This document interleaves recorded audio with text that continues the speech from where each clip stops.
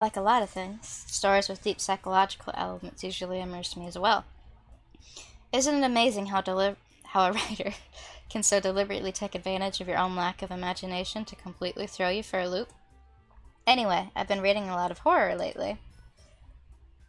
I read a horror book once. I desperately grasp something I can relate to at the minimal level. At this rate, Yuri might as well be having a conversation with a rock. Really? I wouldn't have expected that, Yuri. I told you that I like horror and fantasy. Well, I said horror and adventure, but for someone as gentle as you, I guess you can say that. Oh, did she say Yuri? I thought she said... Yeah, she did say Yuri. My bad. But if a story makes me think, or takes me to another world, then I really can't put it down. Surreal horror is often very successful at changing the way you look at the world, if only for a brief moment. I hate horror. Why's that? Well, Natsuki's eyes dart over to me for a split second. Never mind. That's right, you usually like to write about cute things, don't you, Natsuki? What? What gives you that idea? You left a piece of scrap paper behind last club meeting. It looked like you were working on a poem called Don't Say It Out Loud! And give that back! Fine, fine. Your cupcakes, your poems, everything you do is just as cute as you are. Sari slides up behind Natsuki and puts her hands on her shoulders. I'm not cute! Natsuki, you write your own poems? I guess sometimes. Why do you care? I think that's impressive. Why don't you share them sometime? No. Natsuki averts her eyes. You wouldn't like them. Not a very confident writer yet? I understand how Natsuki feels. Sharing that level of writing takes more than just confidence. The truest form of writing is writing to oneself.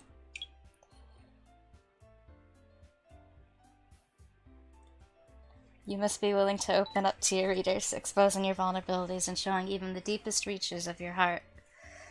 Do you have writing experience too, Yuri? Maybe if you share some of your work, you can set an example and help Natsuki feel comfortable enough to share hers. I guess it's the same for Yuri. I wanted to read everyone's poems. We all sit in silence for a moment. Okay, I have an idea, everyone. Natsuki and Yuri look quizzically at Monika. Let's all go home and write a poem of our own. Then, next time we meet, we'll all share them with each other. That way, everyone's even. Yeah, let's do it! Plus, now that we have a new member, I think it will help us all get a little more comfortable with each other and strengthen the bond of the club. Isn't that right, Jate? Monika smiles warmly at me once again. Hold on, there's still one problem. What's up?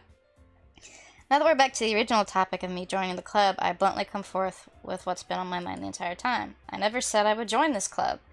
Sari may have convinced me to stop by, but I never made any decision. I still have other clubs to look at, and, I lose my train of thought. All four girls stare back at me with dejected eyes. But, I'm sorry, I thought... Jade, you all... I'm defenseless against these girls. How am I supposed to make a clear-headed decision when it's like this? That is, if writing poems is the price I need to pay in order to spend every day with these beautiful girls. Right. Okay, I've decided then. I'll join the literature club. One by one, the girls' eyes light up. That was all at once, actually. Yes, I'm so happy. Sari wraps her arms around me, jumping up and down. Hey, you really did scare me for a moment. If you really just came for the cupcakes, I would be super pissed. That's understandable. Then that makes it official. Welcome to the literature club. Thanks, I guess. Okay, everyone. I think with that we can officially end today's meeting on a good note. Everyone remember tonight's assignment. Write a poem to bring to the next meeting so we can all share. Monika looks over at me once more. Jade, I look forward to seeing how you express yourself. Yeah. Can I really impress the class star Monika with my mediocre writing skills? I already feel the anxiety welling up inside me. Meanwhile, the girls continue to chit-chat as Yuri and Natsuki clean up their food. Hey Jade, since we're already here, do you want to walk home together? That's right, Sari and I never walk home together anymore because she always stayed after school for clubs. Sure, might as well. Yay! With that, the two of us depart the club room and make our way home. The whole way, my mind wanders back and forth between the four girls. Sayuri, Natsuki, Yuri, and of course, Monika. Will I really be happy spending every day after school in a literature club? Perhaps I'll have the chance to grow closer to one of these girls. Alright. I'll just need to make the most of my circumstances, and I'm sure good fortune will find me. And I guess that starts with a poem tonight. Or it ends with a poem tonight. It's time to write a poem. Oh, what? I'm actually doing it? Pick words you think your favorite club member will like. Something good might happen with whoever likes your poem the most. What? Why are there only 3 girls here? Where's Monica? Intellectual is not a very poem-y kind of word. Well, I guess for pretentious poems, but...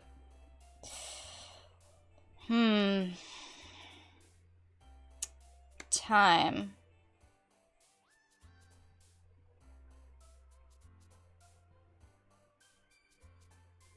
Doki Doki.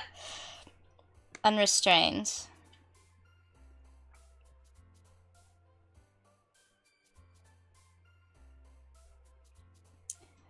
Alone.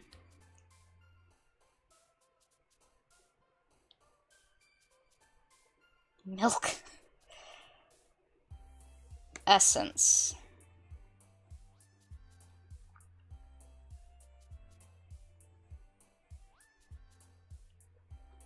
Captive.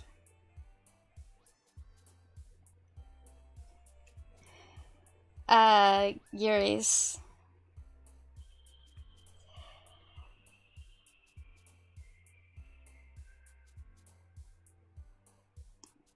Together.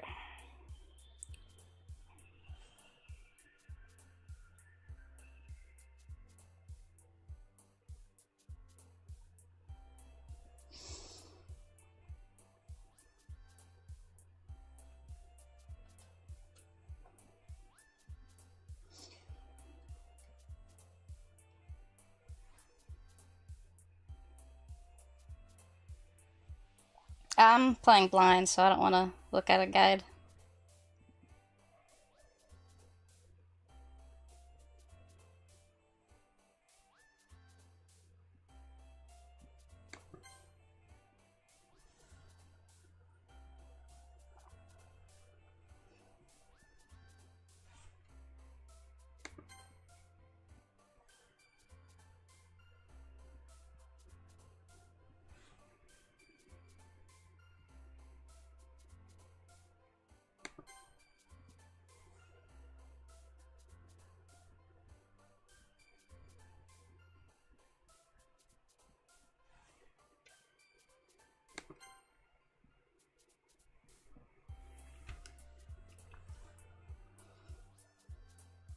I'm just picking the words that stand out the most to me rather than actually trying to aim for someone with them.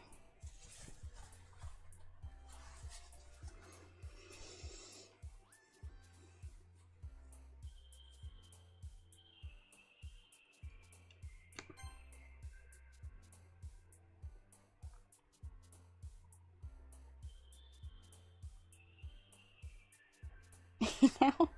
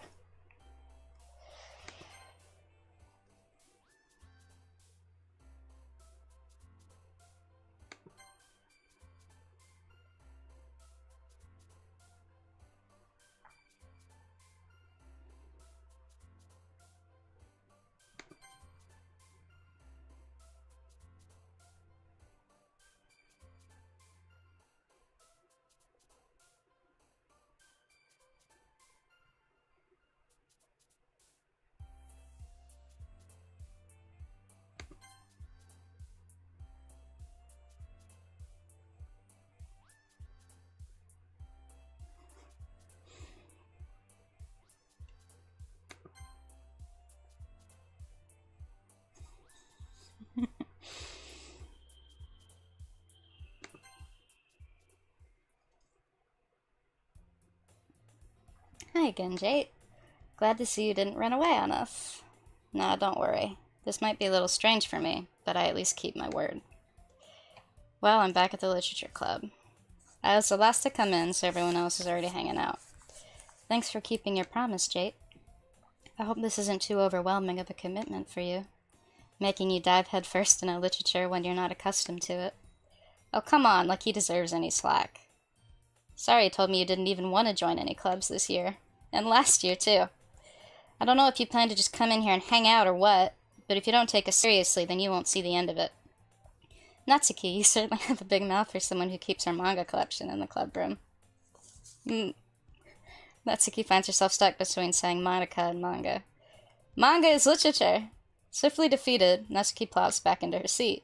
Don't worry, guys. Jade always gives it his best as long as he's having fun. He helps me with busy work without me even asking. Like cooking, cleaning my room. How dependable. Sorry, that's because your room is so messy it's distracting. You almost set your house on fire once. Is that so?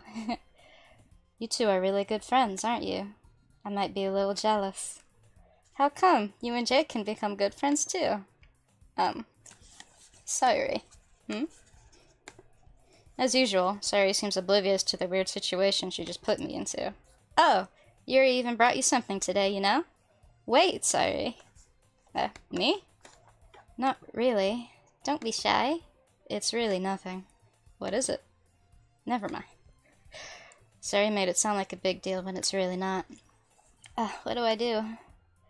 I'm sorry, Yuri. I wasn't thinking. I guess that means it's up to me to rescue the situation. Don't worry about it. First of all, I wasn't expecting anything in the first place. So any nice gesture from you is a pleasant surprise. It'll make me happy no matter what. Is that so? I won't make a big deal if you don't want it to be. Alright. Well, here. Yuri reaches into her bag and pulls out a book. I didn't want you to feel left out, so I picked out a book I thought you might enjoy.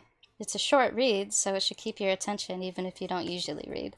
And we could, discuss it if you wanted. This is... How is this girl accidentally being so cute? She even picked out a book she thinks I'll like, despite me not reading much. Thank you. I'll definitely read this. I enthusiastically take the book. Well, you can read it at your own pace. I look forward to hearing what you think. Now that everyone's settled in, I expected Monica to kick off some scheduled activities for the club, but that doesn't seem to be the case. Sorry and Monica are having a cheery conversation in the corner. Yuri's face is already buried in a book. I can't help but notice her intense expression, like she was waiting for this chance. Meanwhile, Natsuki is rummaging around in the closet. I assume that's where her collection is. I'm really curious to talk to Yuri a little bit more. But, oops! At the same time, I would feel bad for distracting her from reading. I catch a glimpse of the cover of her book. It looks like the same book that she lent to me. More than that, she seems to be on the first few pages. Crap. I think she noticed me looking at her. She sneaks another glance at me and our eyes meet for a split second. But that only makes her hide her face deeper in her book. Sorry. I was just spacing out. I mutter this, sensing I made her uncomfortable. Oh, it's fine. If I was focused, then I probably wouldn't have noticed in the first place. But I'm just rereading a bit of this, so... That's the book you gave me, right? Mm-hmm. I wanted to reread some of it. Not for any particular reason. Just curious, how come you have 2 copies of the same book? Well, when I stopped at the bookstore yesterday... that's not what I meant. I mean, I just happened to buy 2 of them. I see. There's something fairly obvious here that Yuri isn't telling me, but I decided to let it go. I'll definitely start reading it soon. I'm glad to hear. Once it starts to pick up, you might have a hard time putting it down. It's a very engaging and relatable story. Is that so? What's it about, anyway? Well, Yuri closes the book and scans her eyes over the back. The book is titled Portrait of Markov. There's an ominous-looking eye signal on the front cover. Alright. I just wanted to make sure I don't accidentally give anything away. Basically, it's about this girl in high school who moves in with her long-lost younger sister. But as soon as she does so, her life gets really strange.